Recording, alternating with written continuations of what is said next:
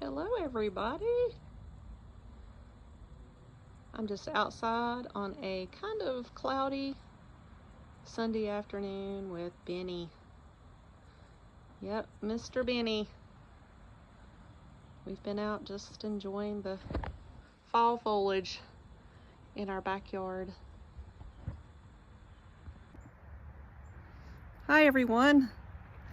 I thought I would just pop in on this Sunday afternoon and just give you a little bit of a life update. Everything is really good right now.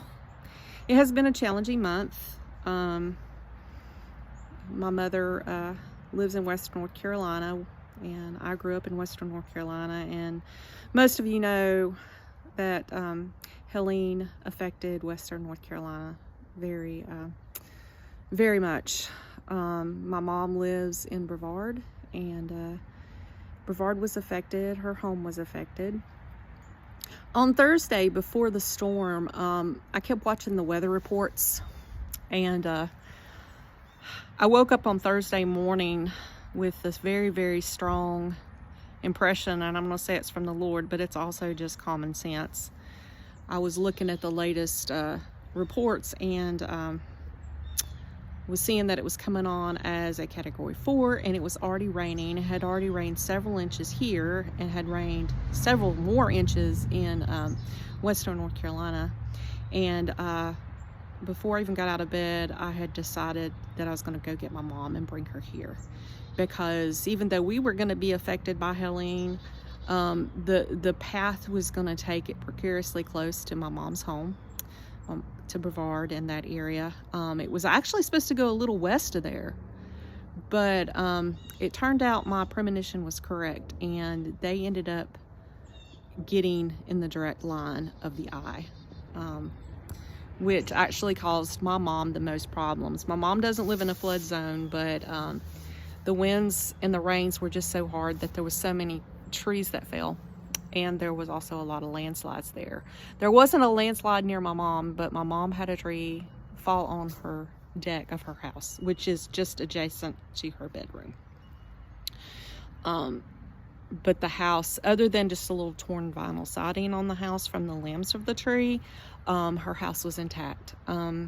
She also had a little bit of water in her den area.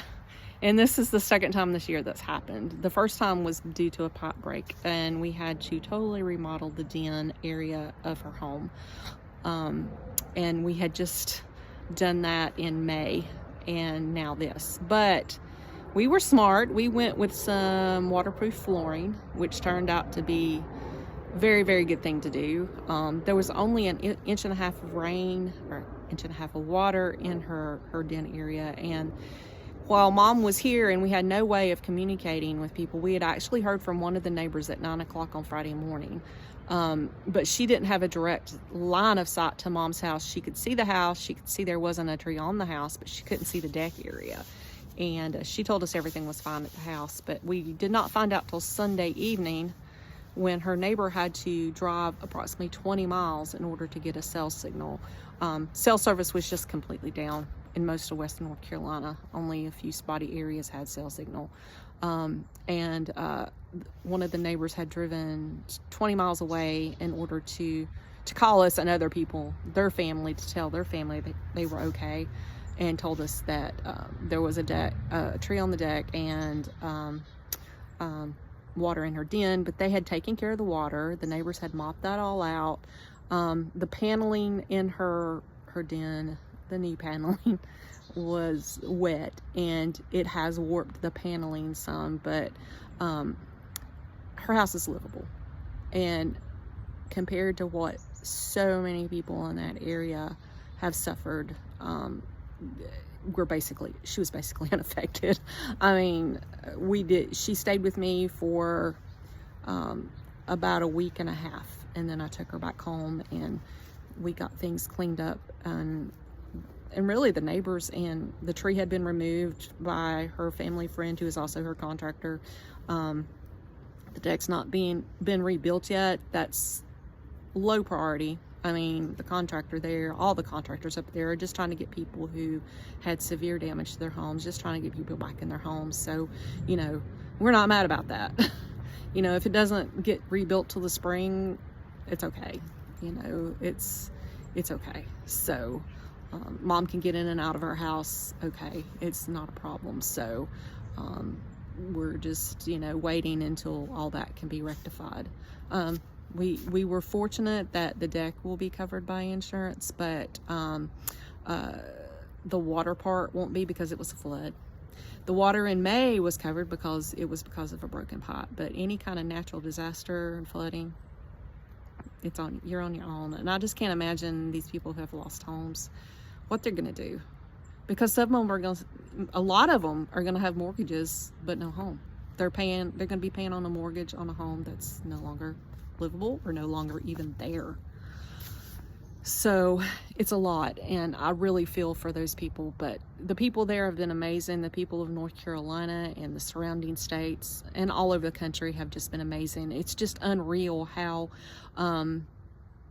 people pulled together to help the neighbors. And I mean, I can just even attest to my mom's neighbors, how they just took care of her house, you know, no questions asked. I mean, these are people that we would trust with our lives. So we had no problem with them going into her house and doing that. They were just the finest, most wonderful people. And, you know, as they say, country folks will survive. I mean, up in Chimney Rock, the local and people from West Virginia and other areas have completely rebuilt the road between Bat Cave and Chimney Rock. And if y'all have heard any of those stories, it's just, Chimney Rock was completely washed off the map, pretty much. And so, in Bat Cave. But, you know, just, I could go on and on about that. And I'm not, you know, again, I wasn't, and my mom wasn't as affected as some. But, I mean, she's even got friends who had their house flooded, and, you know, they're doing their best to get back in. So just a lot of people up there. It's going to take months and some people even years for them to come back from this. But, you know, we just got to pray for them, because this is the hardest time now. It's the reality of what you're going to do. Most people are beyond just basic survival. There's still some areas that are just that they don't have electricity, but I would think I saw where like 89, 90, or even more than that now have their power back.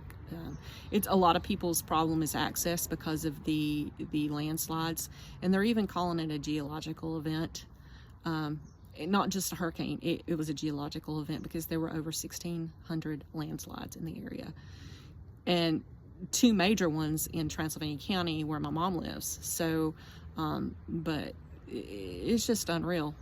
I mean, I've lived in this state my whole life, which is I'm in my mid-50s now, and I've seen floods, I've even seen landslides, but nothing like this. This was, they called a 1,000-year event. Anyway, I'm going to move on from that subject. I just wanted to also just check in about my health, and just give a quick update on that. Everything's good. I had my blood work done again last week, and everything was still in normal range. My alkaline phosphatase had gone up about 3 points. It was right at the highest level on normal. That, and I've come completely off steroids. I'm just on the immunosuppressant now, the azathioprine. I came off the budesonide. I'm completely off the budesonide right now. So my ALT and AST were basically the same as they were before, but my alkaline phosphatase had come up. I can't say that word. I always stumble over that word. My alkaline phosphatase had come up 3 points to 121, which is the highest level of normal. But my doctor sent me a note. He was happy with that. He said, he said, you're probably going to float around high normal. I don't think he's expecting it to go down much more. I'm hoping it does. I hope I can get it down. I'd love to get it below 100, but if I stay high normal, I'm gonna be happy enough with that. I just hope I stay at high normal or below. Would be my, I guess my, what would you call it, my middle ground there as far as hope, but I'm feeling pretty good. I mean, there's been a lot of fatigue because it's been a stressful month. Just when I think the stressful months are gonna maybe get a little better, something major happens, and boy, was this major. But just, I'm concerned about my mom, even though she still, at first she was like, I might be done with living on my own. So the week she was here, there was a lot of discussion about whether she wanted to get to live on her own anymore. And she ultimately decided to get back. But I can tell she's dealing with some PTSD, and she's dealing with some depression. Even though she honestly, she was affected, but yet she can live in her home. When it's you, and especially when you're elderly, you tend to focus on your challenges, your own challenges, and we're all like that. And even though she still got a home to go back to, she's got a home she can live in, she's dealing with some after effects of this. And for someone who's 83 years old, she's really doing well to have lived alone as long as she has, especially a year after my dad died. She's done much better than I thought she would, but for how long, I don't know. She's slowing down. She's not frail, but she's slowing down, and she's been through a lot. We've all been through a lot in the last several years, but she's really been through a lot. And, she lost her husband, she's lost her son, she lost her son-in-law, she lost her brother. I lost an uncle. My dad's other brother, middle brother, died this year. So it's been a lot. It's been a lot, and I'm really surprised she's doing as well as she is. But anyway, just wanted to get on here and give you a quick little update, and I hope you all are doing well. And again, if you have any questions about autoimmune hepatitis or PBC or about anything, I'll try to answer them. I don't know everything, but if I can't answer your questions, I may be able to point you to someone who can. So I hope y'all have a good day and a happy Sunday and a happy week coming up.